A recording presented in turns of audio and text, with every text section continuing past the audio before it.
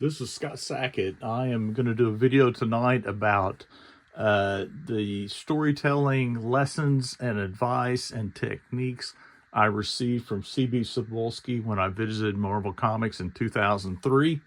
If you enjoyed this video, please like it, subscribe. If you have any comments, feel free to leave them below, and I'll respond to them as best I can.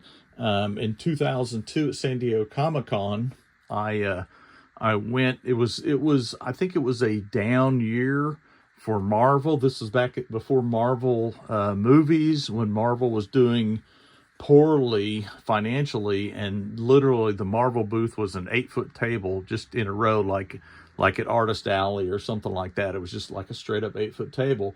However, Cebulski was there, and he was reviewing portfolios. And I remember I came by, and he was out of time, and he said if I came by at the end of the day, he would review my portfolio. And so I came by, and he gave me a very good review of my portfolio, and he gave me his business card. Now obviously I've covered out his phone number and his email. I'm not sure if they're still active or not. The address is the old Marvel. This is 3 offices ago, I believe. But this is the office I visited the first time. But anyway, he gave me his card, and he said, I like your work. Keep sending me work. And so I did.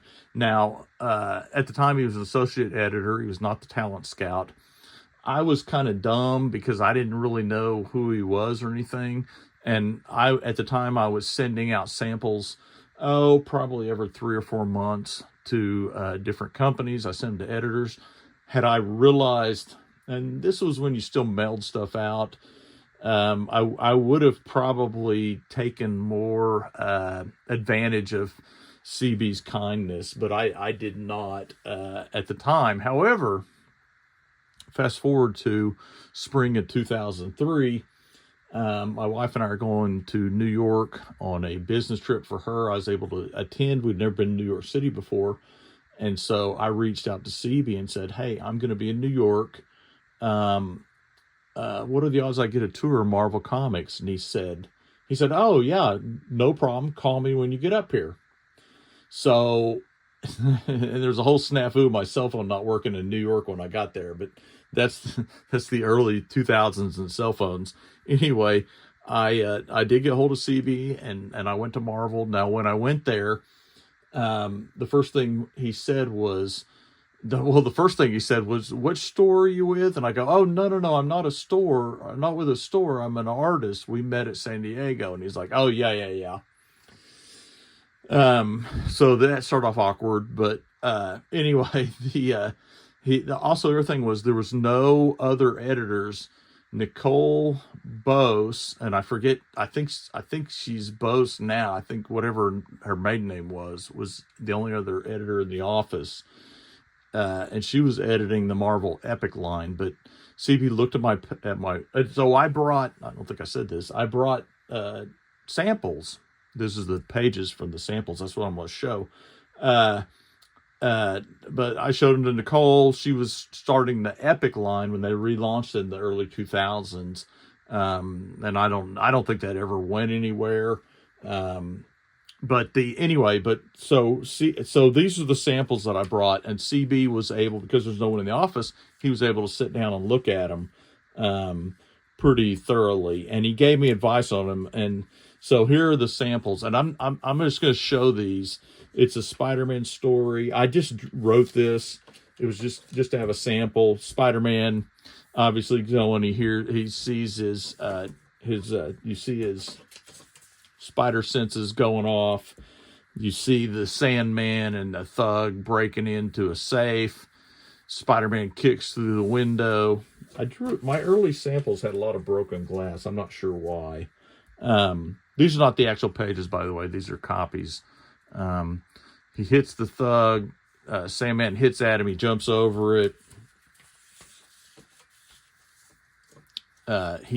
Sandman kind of swings at him, and Spider-Man kicks through his arm, obviously, and then Sandman smashes the wall. Spider-Man ducks it. He shoots the web through him, and then Sandman laughs because it misses through the hole he created. Pretty basic story, just something to show. I brought a thing story, but I'm using this one because CB gave me very specific advice about this story, and I'm going to go, and I redrew it, and so I'm going to go through that page by page and compare the revision and talk about what advice CB gave me. So this is, let's see, I'll put that over there. So this is the revised copy. Let's do it like this. Okay. So the first thing CB told me was not to silhouette buildings. You can see I silhouette a building here and a building here. He said, you've got to draw the whole building. And so I did. I at the time, and I still am a big John Byrne fan, and he had done that on some stuff. Well, that wasn't going to fly in my samples. So all the silhouette buildings you can see, I drew, and he made a big deal about you've got to draw that detail. And so he also said, he's like, this doesn't really show us anything.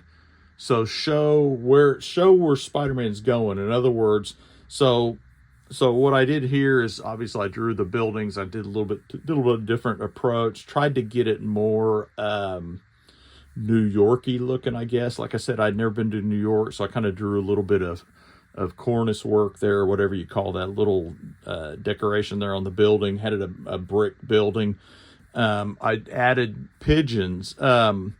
Derek Robertson actually looked at these pages, and because he came to town and did a store signing, I showed him these original pages, and he said, oh, you should always draw pigeons. There are pigeons everywhere on the buildings in New York, so always draw like pigeons or rats or something to add a little life to it, make it look more New Yorky. So I did kind of zoom in here and try to make this look a little more interesting. I was trying to get a little variety in size between these two, and I blew this up. Now, one thing I did do is I noticed I put a real thick line around it. That was something I was doing at the time. And then I added this panel, right? I changed out this panel for this panel.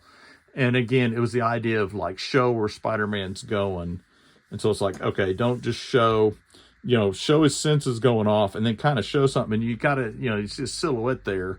So, it doesn't spoil it, but it makes you want to go, well, what's going on there? Anyway, okay.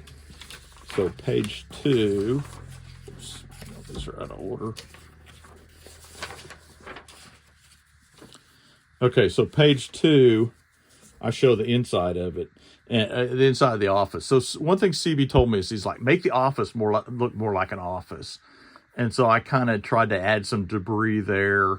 I got rid of the second guy because I thought it kind of cluttered things up. And also CB said, show some of the office up here. So, show like an establishing shot. And so I did. I changed to a down shot to add a little variety. I showed him, instead of showing him like wedging his hand in there, I just showed him sticking his finger in there. And like I said, I got rid of the guy helping him because I figured it's kind of redundant. And so here I tried to make Spider-Man coming through a little more dynamic. And some of the stuff I figured out from talking to CB, and some of it he directly told me.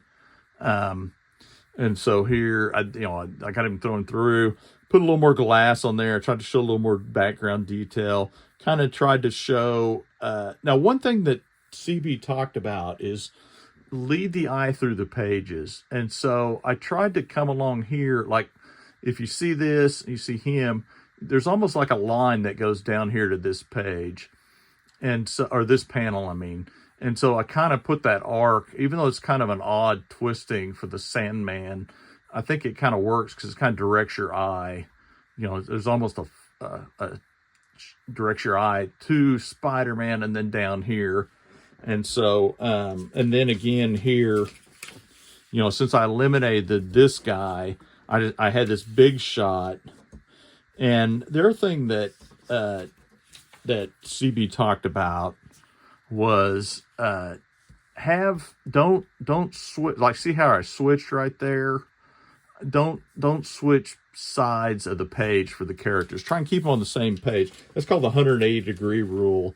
You read about occasionally. People will talk about it, but it basically means keep people on the same side. Now, you don't have to show the same angle. You don't have to show like the back of Sandman, but you want to keep him kind of on the same page, same side of the page, or same side of the panel.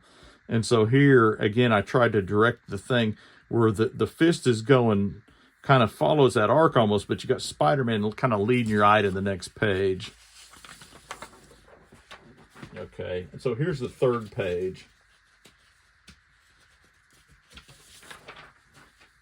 And you can see one thing, and CB very definitely told me about this. He said, where Spider-Man's coming through, he said, one is kind of extend Spider-Man a little bit. Don't be afraid to stretch him out. And you can see I kind of stretched him out quite a bit, you know. But he also said, show his arm coming down. Don't have his arm here because if you follow this, it leads your eye off the page. He said, twist his arm around. There's no reason not to.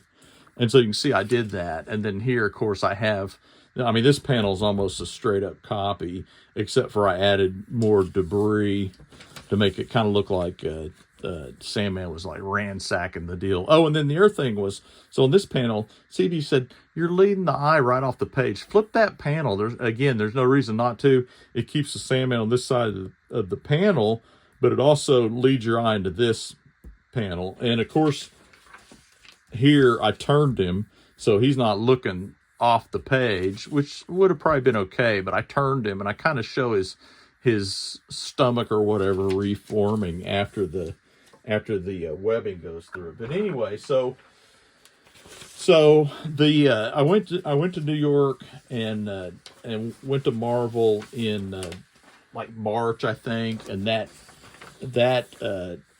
June, July, I guess July, I went back to San Diego Comic-Con, and these are the pages, and I think I drew a Captain America story.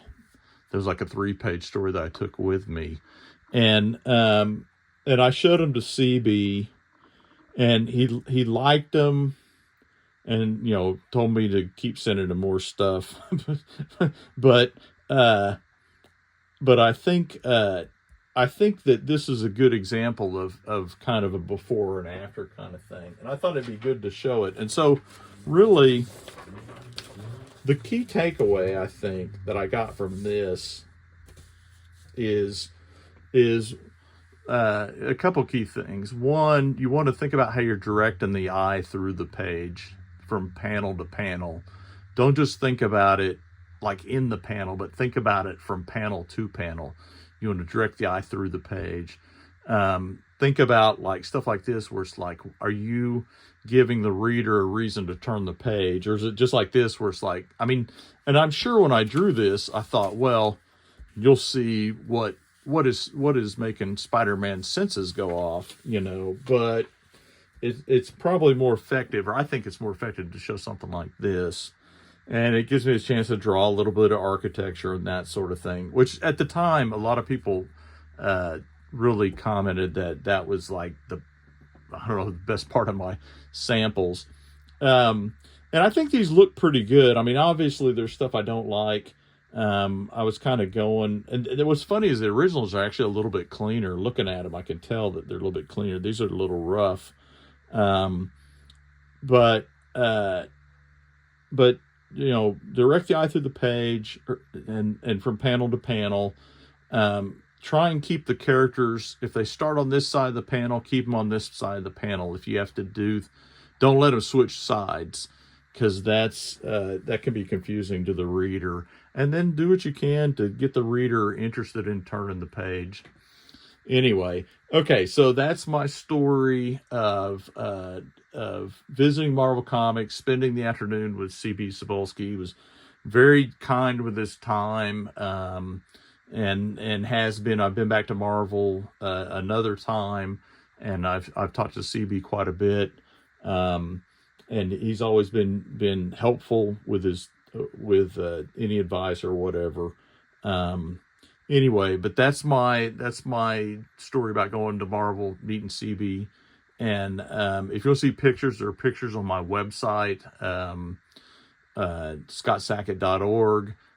If you want to see some more of my old art, I'd have a web page called it's the Art of Scott Sackett at blogspot.com. It's kind of a spot where I've put all my old art over the years when I was trying to break into comics.